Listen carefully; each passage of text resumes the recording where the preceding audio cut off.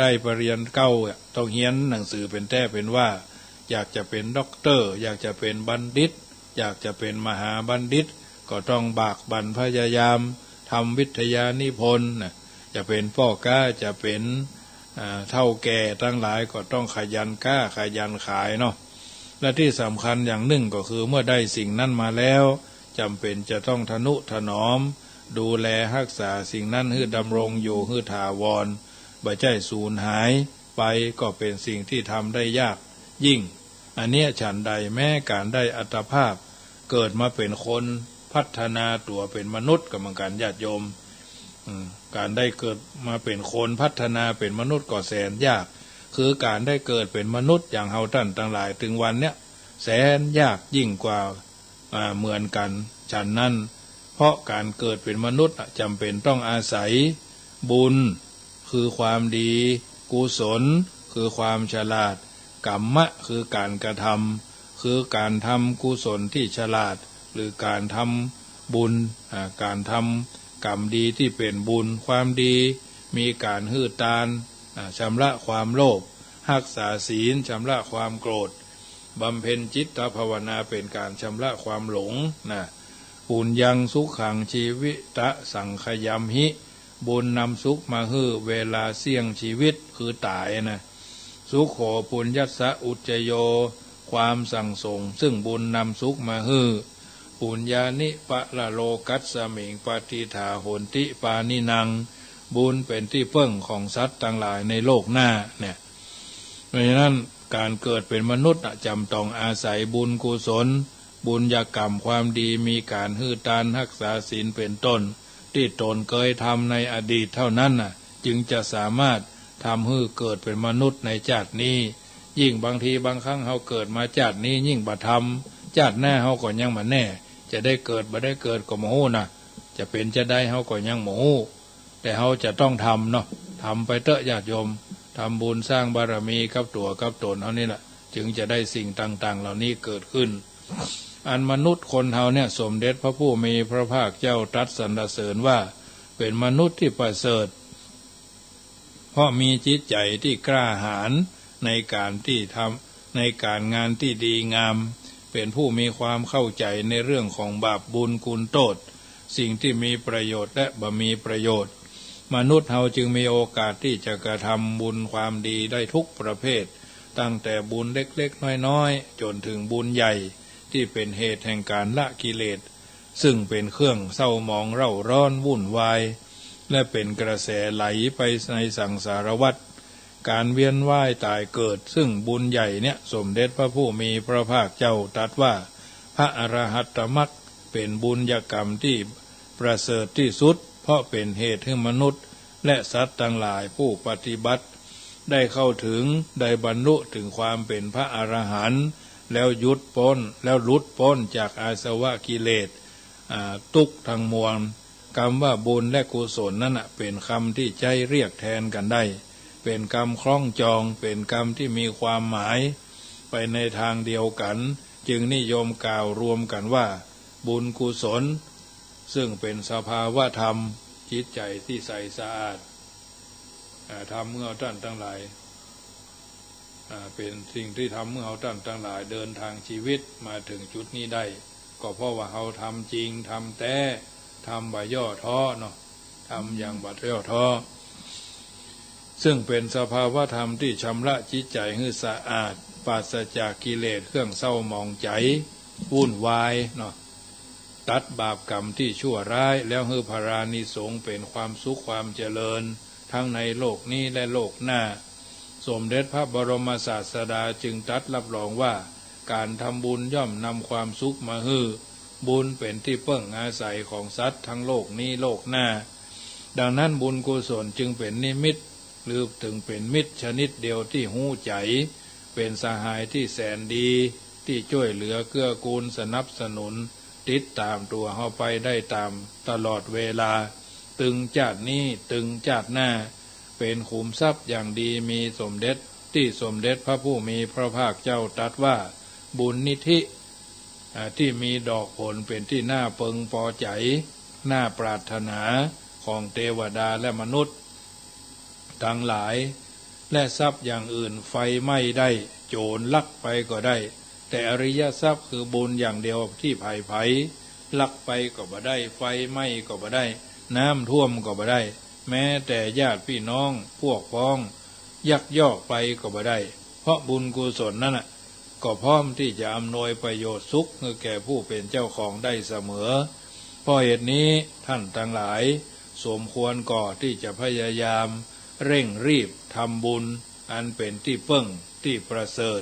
อย่าได้รีรอนะอย่าได้ชักช้าอย่าให้เวลาผ่านไปบ่ได้วันคืนล่วงไปบัดนี้เราทำอะไรอยู่นะเรามีกรรมเป็นผู้ให้ผลเรามีกรรมเป็นผู้ติดตามเรามีกรรมเป็นผู้ให้กำเนิดเรามีกรรมเป็นของตนเราจะล่วงพ้นกรรมนั่นบ่ได้เราต้องได้รับนะจิตชีวิตไผต่างก็อยู่ได้บ่เหมือนนะอย่างเกินอย่างนักก็บ่เกิน100 ปีหรือเกินไปก็บ่นักบ่หลายอย่ารีรอฮื้อจ้าไปใหญ่มักไหลไปในความชั่วบาปกรรมนั่นได้ง่ายนั่นเองที่กล่าวว่าการได้เกิดเป็นมนุษย์ได้แสนยากนั่นมีกรรมอธิบายขยายความว่าขึ้นชื่อว่าการได้อัตภาพร่างกายมนุษย์เขาเนี่ยจัดว่าเป็นการยากคือเกิดก็ได้ยากเพราะการเกิดเป็นมนุษย์จำจะต้องอาศัยความพยายามอย่างมากมายในการทำบุญกุศลความดีมีการฮื้อตานมีการรักษาศีลเป็นต้นการเกิดเป็นมนุษย์จึงบ่ใช่สิ่งที่จะทำได้ง่ายบางคนคิดว่าโอ้พ่อแม่นอนร่วมกันนะก็เกิดเป็นคนละเป็นออกยอกอยู่ในท้องนั่นแหละเนี่ยมนุษย์เขาก็สามารถเกิดได้แล้วความจริงในข้อนี้ก็คือว่าสัตว์ที่เกิดร่วมกับพ่อกับแม่ได้นะต้องเคยร่วมบุญนะร่วมสร้างกุศลมาด้วยกันแล้วในบางก่อนนั่นเองจึงเกิดได้บุญ บุญกุศลเท่านั้นจึงจะเป็นสิ่งที่สำคัญสำหรับสัตว์พระสัตว์ทั้งหลายทุกคนควรขวนขวายพยายามทำอยู่เสมอดังที่มีกรรมที่ท่านกล่าวเอาไว้ว่าทานก็ฮื้อศีลก็รักษาภาวนาก็เจริญเนี่ยทานก็ฮื้อศีลก็รักษาภาวนาก็เจริญจักเพียรกระทำได้หมดหรือเพียงอย่างใดอย่างหนึ่งก็ตามล้วนแต่เป็นเหตุเป็นปัจจัยทำให้ได้เกิดมาเป็นมนุษย์เหมือนกันมาได้มนุษย์ทางนั้นทีนี้เอามาลองพอถามว่าเพิ่นว่าการที่ได้เกิดเป็นมนุษย์มีกี่จำพวกมี5 จำพวกนะญาติโยมมนุษย์มี5เมื่อเกิดมาแล้วก็มี5 จำพวกมีอย่างพ้อง1มนุษย์นรกมนุษย์สเนระยิโกคือมนุษย์ที่เกิดมาจากมรณะหมดอายุขัยในมรณะแล้วหากมาเกิดเป็นคนก็ยังมีเศษกรรมติดตามลามโตยมาด้วยนะคือขี้โกรธขี้เหี้ยมความโกรธความเหี้ยมโหดดุร้ายอำมหิตใจดำชอบฆ่าสัตว์ตัดชีวิตบุบหัวตีตาทรมานเจ้าคนทรมานสัตว์จูดง่อนเพิ่นโล่นพ่องไงนะเอาเข็นฆ่ากันได้ง่ายอันนี้คือมนุษย์คนมีความโกรธมนุษย์สเนระยิโกมนุษย์สัตว์นรกประการที่2มนุษย์สเปโตเนี่ยคือเปรตที่หมดอายุขัยมาเกิดเป็นมนุษย์หมู่นี้ยังมีใจอยากจะได้อยากจะมีอยากจะเป็นน่ะมนุษย์สเปโตเนี่ยนะคือหิวอยู่ตลอดเวลาญาติโยมเช่นไปโรงทานเขาจะสังเกตอันนี้คือเปรตดิบนะอันนี้คือเปรตดิบเพื่อนเลี้ยงโรงทานโอ้กินห่อเดียวบ่พอเอา2เอาถุงแซวมาใส่เอาถุงใส่มาโดย5 คูณ 7ใส่เข้าเนาะ6 คูณ 9ใส่แกงนางว่องแดงมัดแกงมัดเข้าเนี่ยมันเป็นประเภทนี้นะอันนี้คือมีความอยากเปรตมันหิวหรอวีดเนี่ยแต่ก่อนอาตมาภาพเป็นขโยมนะสมัยอยู่วัดต้นเพิ่งตำบลเหมืองง่าวัดเลขที่224หมู่1ตำบลเหมืองง่าอำเภอเมืองจังหวัดลำพูนเลขที่วัดต้นเพิ่งนี่นะเพิ่นขโยมหรอวันพุกก็จะเข้าวาสายนะวันนี้เขาก็ไปนอนวัดไปฝากเนื้อฝากตัวเป็นขโยมเมื่อวันที่2มิถุนายน2522ไปเป็นขโยมวัด2519กัน 2519ไปขยมวัดผูกปัญจตาเตรียมเข้ากับป่าอย่างเตรียมกันละมังทางเปไว้พอนี้ควันเข้าวาสาแล้วพระเนนพันก่อนมันมีเป็น30ปุ่นเปิ่นเขาว่าถ้าคิงไข่หันเพศก้อยหรอเอาข้าวต้มเนี่ยมัดซ้ายขวา2เอาเชือกห้อยสักคืบเนี่ยเสร็จเรียบร้อยเอามัดปลายไม้กวาดแล้วก็เอาขาควบเล่นเหมือนม้ากล้ามก้อยเดินรอบวิหารสัก3 รอบ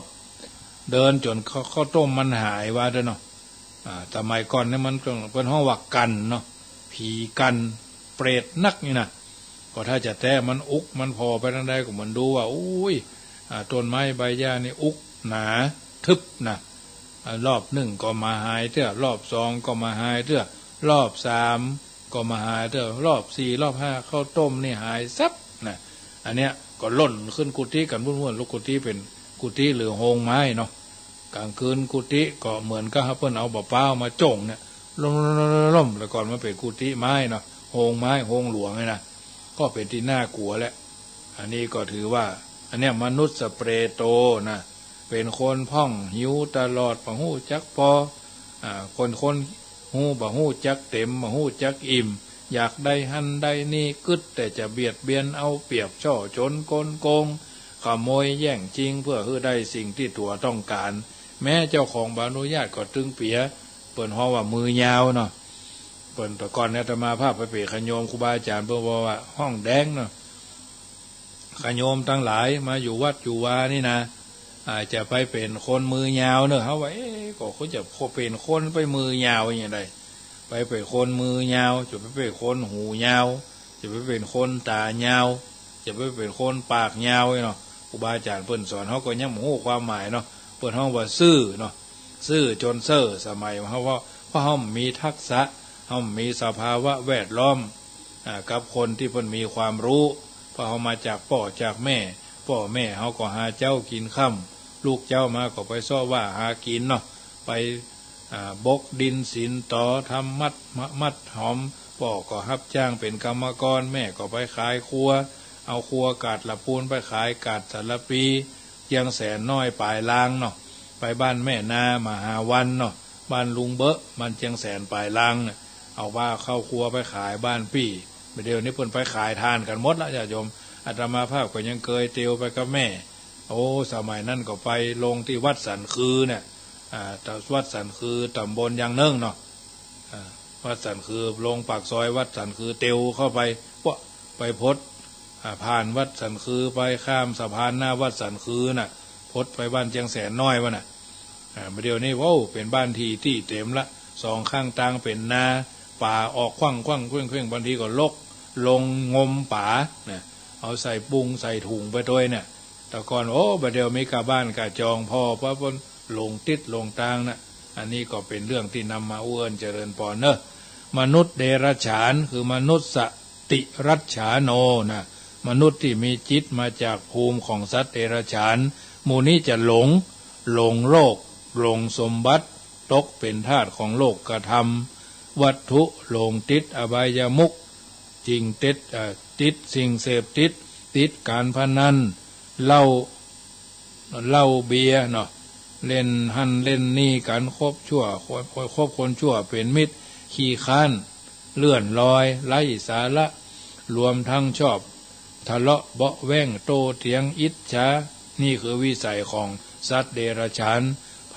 เรื่องศาสนาเรื่องกฎแห่งกรรมเรื่องชาตินี้ชาติหน้ามนุษย์เดรัจฉานจะฟังบ่ได้หนีห่างลูกอย่างเดียวหนีห่างลูกเดียวปฏิเสธศีลปฏิเสธธรรมน่ะมาหู้จักบาปบุญคุณโทษมีตัวเป็นคนแต่พฤติกรรมเป็นสัตว์ใจชีวิตแบบสัตว์ไร้สำนึกตัวอย่างเช่นพ่อข่มขืนลูกข่มขืนแม่ข่มขืนผู้มีพระคุณเนี่ยหันคนอื่นได้ดีก็อิจฉาอันนี้คือมนุษย์ประเภทที่3มนุษย์เดรัจฉาน4มนุษย์แท้คือมนุษย์สัพพูโตกลุ่มนี้คือมนุษย์ที่ตายแล้วกลับมาเกิดเป็นมนุษย์ทันทีเพราะมีคุณธรรมที่ส่งผลคือเกิดมาเป็นมนุษย์มีคุณธรรมโดยเฉพาะศีลก็ดีธรรมก็ดีอยู่ในใจเป็นคนดีเป็นคนสะอาดรู้จักข่มใจ หูจักพอประมาณบาพอบาก่อความเดือดร้อนฮือไผ่เป็นมนุษย์ที่สมบูรณ์แบบจึงหาได้ยากในสังคมสมัยนี้ประการที่5มนุษย์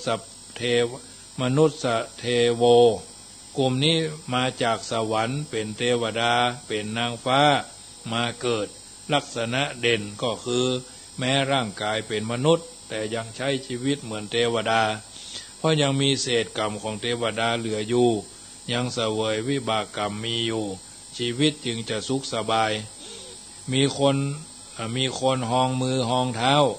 มีข้าทาสบริวารใจสอยบ่ค่อยต้องลงมือทำมันอย่างด้วยตัวเองตื่นเจ้ามาที่นอนบ่ต้องเก็บเขาถึงมาเก็บฮื้อกินข้าวก็บ่ต้องล้างถ้วยล้างจานเกิดมาบ่ต้องทำการทำงานแต่ก็มีสมบัติเพราะมีบริวารคอยทำงานฮื้อมนุษย์เทวดามีจิตใจที่ใสสะอาดมีธรรมะอยู่ในใจชอบไหว้พระสวดมนต์ชอบฟังธรรมเทศนาทำข้าวบางทีก็เอาข้าวเอาธรรมมาเรียบมาลืมมารวมมาท่องทนสาธยายประพฤติธรรมมีความละอายชั่วกลัวบาปเกรงกลัวบาปต่อคนแต่ค่อนข้างอ่อนไหวเปราะบางถ้าถูกกระทบกระเทือนกระแทกแดกดันจิตใจก็หวั่นไหวหวั่นเซิงเสียใจง่ายคงจะเข้าประเภทว่าขี้เกียจมักขมตากลมมักลาบแล้วนะน้ำหูน้ำตาไหลร้องห่มร้องไห้กึดนักและเศร้าใจเสียใจเป็นเวลาเมินเขาจะสังเกตหันว่าแท้ที่จริงมนุษย์และเทวดาก็มีศีลนะญาติโยมมีคุณธรรมและมีจริยธรรมติดตามลามตัวอยู่ตลอดก่อนแล้วบ่ต้องสอนคนกลุ่มนี้จึงบ่ทำความเดือดร้อนให้สังคมและการดำเนินชีวิตจะบ่ค่อยมีปัญหามีความทุกข์น้อยมีความสุขมีแต่ความสบายในคณะที่มนุษย์3กลุ่มแรกที่ปฏิสนธิวิญญาณมาจากที่ต่ำนั่นน่ะมี EQ เนาะคือความฉลาดทางอารมณ์ต่ำเพราะสั่งสมความโกรธความเกลียดความโลภความหลงในดวงจิตไว้นักเมื่อเกิดเป็นมนุษย์จักมี EQ ต่ำและถ้ายังบ่พัฒนาจิตวิญญาณของตัวเองแล้วโอกาสจะทำให้สังคมเดือดร้อนได้ง่ายอาจจะต้องถูกนำตัวไปกักขังไว้ในที่จำกัดบริเวณเช่นในคอกในสถานีตำรวจบั้นปลายชีวิตคนกลุ่มนี้มักจะตายกลับไปสู่ที่ต่ำแถมครั้งหนึ่งนอกจากจะมี EQ ต่ำแล้วซึ่งผลกรรมจากอกุศลกรรมในปฏิสนธิจิตแล้วคนกลุ่มนี้มักไปเกิดในประเทศที่บริบูรณ์คือไปเกิดในประเทศที่มีคนดีคอยพร่ำสอนสังคมเต็มไปด้วยคนที่จิตใจหยาบบ้านเมืองมีแต่ศึกสงครามเต็มไปด้วยจราจรแย่งชิงแก่งยิ่งแก่งแย่งชิงดีชิงเด่นลบลาฆ่าฟันทำร้ายร่างกายชกชิงวิ่งราวความลำบากแค้นแสนสาหัสที่เกิดจากความบ่สงบในประเทศทำให้ผู้คนในสังคมจำเป็นต้องแข่งแย่งชิงดีชิงเด่นเพื่อเอาตัวรอดทำทุกวิถีทางเพื่อให้ได้มาซึ่งปัจจัยในการดำเนินชีวิตซึ่งกันและกันด้วยเหตุนี้พุทธเจ้าจึงทรงเลือกสาวกไปเผยแผ่ธรรมะในประเทศที่ปฏิรูปเป็นหลักเพื่อช่วยบอกทางออกจากวงจรแห่งความตกต่ำเพื่อช่วยชุดกระชากดักดึงเอาดวงจิตวิญญาณของคนเหล่านั้นให้สูงขึ้นจึงนับเป็นโชคดีของเฮาท่านทั้งหลายที่ได้ฟังน้ำฟังธรรมอยากรายการเสียงธรรมะก่อนรับตาก็ดีและรายการของครูบาอาจารย์ตนอื่นๆที่เพิ่นมาอู้เอิ้นเจริญพรให้เฮาท่านทั้งหลายได้ฟังอันนี้ก็ถือว่าเป็นสัจธรรมที่นำมาอู้เอิ้นเป็นปฏิพรให้บรรดาญาติโยมได้ทราบอันนี้คือการที่ได้เกิดมาเป็นมนุษย์ล้วนแต่เป็นเหตุปัจจัยทำให้เกิดเป็นมนุษย์ได้ทั้งนั้นส่วนการทำบุญสุนทรทานความดีไว้นักผู้นั้นก็จะมีความสุขความเจริญนักมีแต่ความเป็นอยู่ดีมีความเป็นอยู่ที่ดีผู้ใดทำบุญกุศลความดีไว้น้อยผู้นั้นก็จะมีแต่ความสุขน้อย แต่จะมีความทุกข์มีความเดือดร้อนมีความเป็นอยู่ลำบากถึงกระนั้นมนุษย์เฮาก็คงมีความสุขและความทุกข์สลับกันไปคงบ่มีไผ ที่มีความสุขหรือทุกข์เพียงอย่างเดียวเด็ดขาดแต่ที่สำคัญที่สุดต้องจำใจใส่จำใจอย่าได้ลืมก็คือบุญกุศลความดีที่เฮาทำไว้ในการก่อนเท่านั้นก็จะเป็นเหตุให้เฮาได้เกิดเป็นมนุษย์บ่ใช่เหตุอย่างอื่นเลยสมดังพระบรมศาสดาสัมมาสัมพุทธเจ้าได้ตรัสตัดไว้ในมงคลสูตรว่าบุเพกตะบุญญาตาเอตัมมังคารมุตตมังซึ่งแปลเป็นภาษาไทยสมัยใหม่ได้ใจความว่าความเป็นผู้มีบุญอันทำไว้แล้วเป็นมงคลอย่างสูงสุดคำว่ามงคลก็เพราะว่าบุญกุศลความดีนี้เป็นเหตุอำนวยให้ผู้ที่กระทำนั้นได้เป็นมนุษย์เป็นต้นเช่นการได้เกิดเป็นมนุษย์มีผิวพรรณสวยงามรูปร่างสมส่วนปราศจากโรคภัยมีสมบัติมากมายเข้าถึงความเป็นใหญ่เป็นต้นอันบุญกุศลความดีนั้นบ่ใช่กระทำได้ง่ายเช่นกันเพราะผู้ที่ทำกรรมดีต้องมีความตั้งใจสนใจเข้าใจได้ยินได้ฟังตลอดจนมีความพยายามจะมีความคุ้นเคยในการทำบุญกุศลความดีนั้นจึงจักสามารถทำได้ง่ายแต่ถ้าบ่มีความตั้งใจบ่สนใจบ่เข้าใจตลอดจนบ่มีความพยายามหรือบ่มีความคุ้นเคยในการทำบุญบุญความดีนั่นก็จะทำได้ยากหรือทำได้แต่บ่สมบูรณ์เป็นเพียงสักแต่ว่าจะทำเท่านั้นและจะเป็นการยากยิ่งในบุคคลที่หันหลังห่างไกลจากสัพพธรรมคำสอนพระสัทธรรมคำสอนเมื่อมนุษย์เฮาหันหลังห่างไกลจากพระสัทธรรมคำสอนเสียแล้วการดำเนินชีวิตของเขาและของเฮาท่านทั้งหลายก็ต้องเป็นไปในทางทุจริตผิดศีลผิดธรรมแน่นอนเป็นทุกข์ชีวิตเป็นโมฆะชีวิตเป็นชีวิตที่ชั่วเป็นชีวิตที่บ่มีสาระบ่มีประโยชน์และเป็นชีวิตที่ลำบากบ่เจริญว่างเปล่าไร้แก่นสารเมื่อกระทำทุจริตผิดศีลผิดธรรมแล้วตายไปก็ต้องไปเกิดในอบายภูมิมีนรกสัตว์เดรัจฉานเป็นต้นจึงเป็นดินแดนแห่งความลำบากถูกทรมานอย่างแสนสาหัสเป็นเวลาเมินซึ่งเป็นเหตุให้โอกาสที่จะทำกลับมาเกิดเป็นมนุษย์แถมเตื้อนั่นแสนยากแสนลำบากอย่างที่ท่านกล่าวเอาไว้เพราะเกิดมาในอบายภูมินั่นบ่มีโอกาสได้ทำบุญสุนทรทานมาอย่างสักอย่างเพราะมันมีวัดมีวาแม้กระทั่งอาหารการกินก็บ่มีเซเว่นอย่างเฮาท่านทั้งหลายอยู่กันถึงวันเนี่ยถือว่าโอกาสสบายดีแท้เนาะไปกดสตังก็ได้ไปเซเว่นก็ได้กินตลอด24ชั่วโมงเปิ้นจึงบอกว่าชาติพันธุ์มนุษย์เกิดมาแล้วถ้าไม่ได้สะสมบุญญาบารมีแต่เสียแต่วันนี้ที่มีชีวิตอยู่ไปก็ไร้ค่าเพราะที่ได้เกิดมานั่นแสนประเสริฐสีโอกาสจะหวนกลับมาเกิดอีกครั้งแทบจะไม่มีด้วยเหตุนี้ต้องเร่งรีบประกอบกรรมดี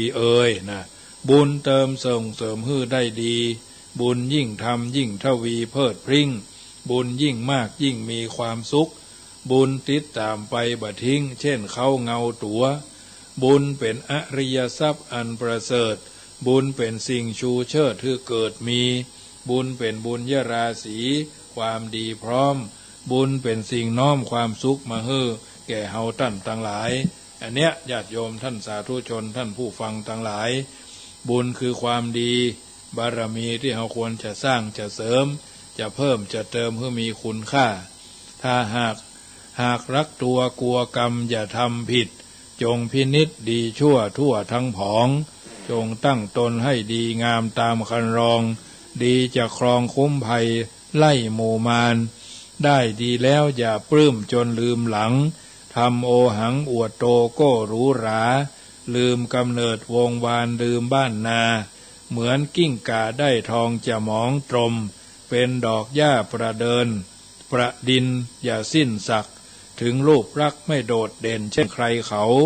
จงภูมิใจในสิ่งที่เป็นเราอย่าให้เขาตราหน้าว่าไม่เจียมอย่าดูหมิ่นชาวนาว่าโง่เขลาทั้งที่เจ้าก็พึ่งพาและอาศัย เจ้าอิ่มหนำมีแรงกายได้เพราะใครถ้าไม่ใช่เพราะเม็ดข้าวของชาวนากว่าจะเป็นเม็ดข้าวในจานให้ทานได้แสนลำบากสักแค่ไหนใครรู้บ้างชาวนาต้องทุ่มแรงกายมิวายวางเป็นผู้สร้างแหล่งเสบียงเลี้ยงโลกาปฐมวัยเพียงเพ่งเร่งศึกษามัชฌิมวัยแสวงหาสร้างหลักฐานปัจฉิมวัยแก่มาชราการยึดศีลทานเสียงเสบียงบุญหนุนนำทางอันเนี้ยญาติโยมเกิดมาดีเพราะมีบุญอยู่อย่างมีคุณยักไปก็มีทุนสิ่งต่างๆเหล่านี้เป็นวจนะประพันธ์ที่บัณฑิตชนคนผู้รู้ท่านกรไกเอาไว้ก็สาธกยกคือบรรดาญาติโยมที่อยู่ทางบ้านฟังเป็นอาหารใจทุกคนทุกวันทุกเวลาทุกชั่วโมงครูบาอาจารย์ท่านเจ้าจึงกล่าวเอาไว้เป็นข้อเตือนจิตสกิจใจอยู่เป็นประจำแต่ละรายการญาติโยมหู้จักตักตวงเอามาเป็นข้อพินิจพิจารณานึกเสมอว่าคนเฮามนุษย์ในโลกสับสนเกิดมาเป็นคนบนผืนโลกล่าเฮามีความตายรออยู่เบื้องหน้าบ่มีไผมาล่วงพ้นแล้วแต่บุญกรรมจักนำซ้ำซ้นไผบ่หลีกพ้นสักลายวันเกิดเฮาฮู้บ่แน่วันตายมนุษย์หญิงใจเหมือนกันจู้ผู้เมื่อยังบ่ตายชีวิตต้องสู้หิหาเลี้ยงดูปากต้องเป็นตุกใหญ่หลวงมีบ่วงจ้องก้องมาหวั่นเกี่ยวข้องพัวพันบ่ได้บรรลุถึงอรหันต์เพราะบ่วงมาปันติดหวันโลกกว้างห่วงลูกห่วงหลานวงวานรอบข้างบ่วงฮักเมียแปลงร่วมชิดบ่วงฮักสมบัติมัดแน่นหนาชิดกึดหลงว่าอันของกูให้นาป่าตั้งตึกรามสวยหรูบ่ได้กึดดูฮื้อหู้ที่แจ้งเป็นตัวตันหาเข้ามาเติมแท่งบ่กึดกอยแยงที่จัน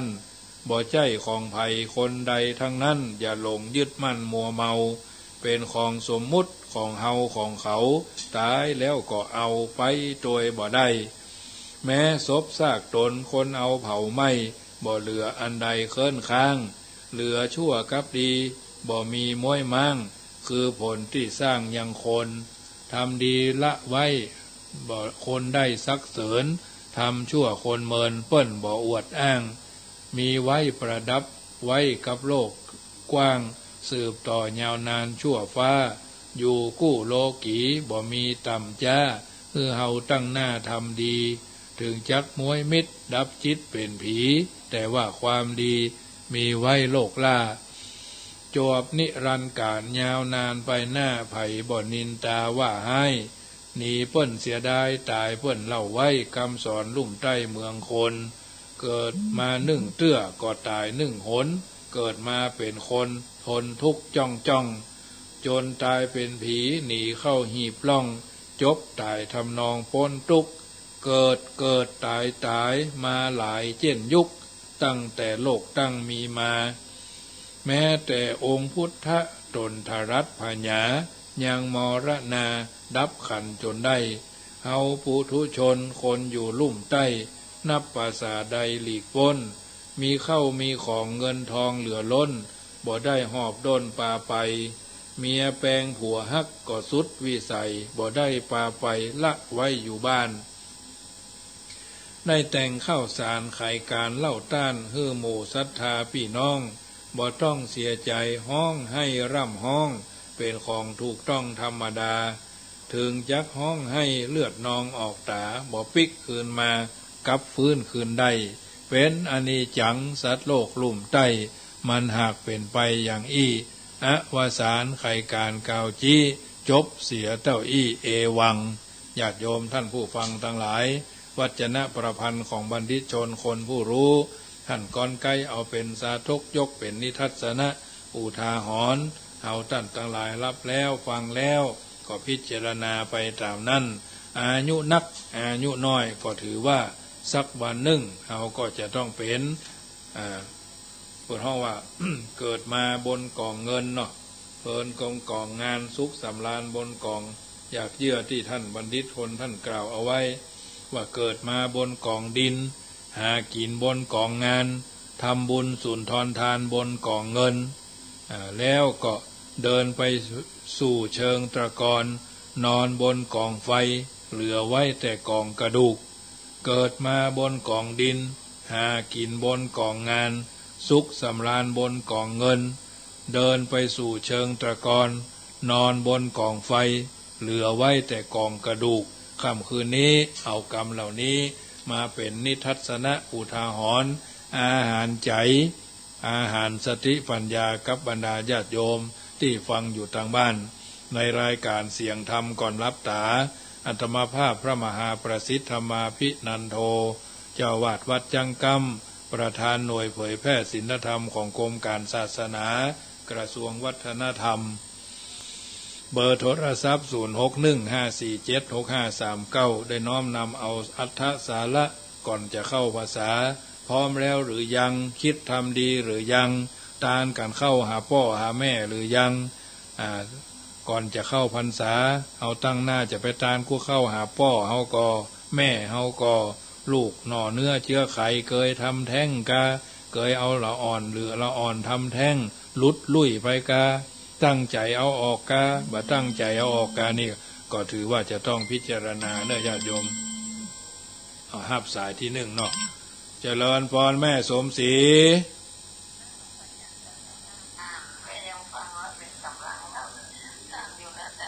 เจ้าโมทนาโมทนาโอ้โมทนาจุ่มเย็นจุ่มเย็น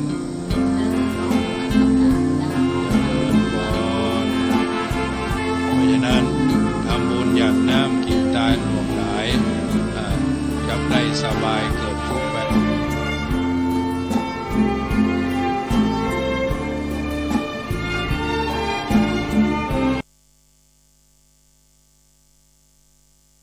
เปิดห้องว่าเปิดไงวะแอบฟังเนาะแอบฟังหรือลักฟังกันก็มีก็อนุโมทนาทุกท่านเนอะการขันเข้าหาพ่อหาแม่เฮาคิดทำหรือยังบางคนก็ตรงกับวันเกิดเนาะเปิดว่าบุญอาตมาภาพนี่จะทำวันพุธเนาะเจริญพรแม่ล่าประภัยไอ้สาเจ้าเล่นฟังอยู่นะเจ้าเจ้าอนุโมทนาโมทนาแต่มีกำลังใจเจริญพรเจริญพรเอายายพรร้องบัวแดงฟังชัดเจนดีเนาะเข้าใจดีวันนี้